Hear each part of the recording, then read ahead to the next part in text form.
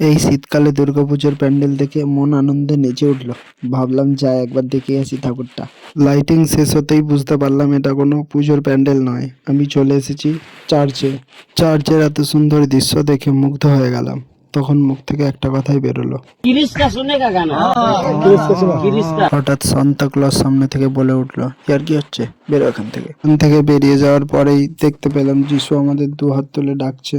তারপর সোজা চলে গেলাম চার্চে। চার্চে উঠে আর ঢোকার রাস্তা না পেয়ে এদিক ওদিক দাঁড়িয়ে আছি, দেখছি যিশু নিজেই বলে দিল এই দিকে রাস্তা। ভেতরে ঢুকে কিছু না বুঝতে পেরে এদিক ওদিক ঘুরে বেড়াচ্ছি।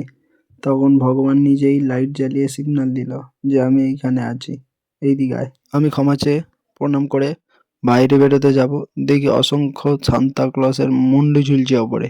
বুঝতে পারলাম আমাকে অপমান করার শাস্তি এটা। বাইরে বেরিয়েই দেখতে পেলাম কাঞ্চনজঙ্ঘার চূড়া।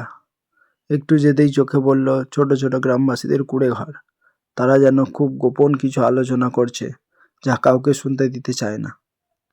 কিছুক্ষণ কান পেতে শোনার চেষ্টা করলাম, তাও কিছু শুনতে না পেয়ে বাইরে বেরিয়ে এসে দেখি একটা ভুতুড়ে দোলনা একাই দুলছে। তা দেখার পর আমি আর দাঁড়ানোর সাহস পাই।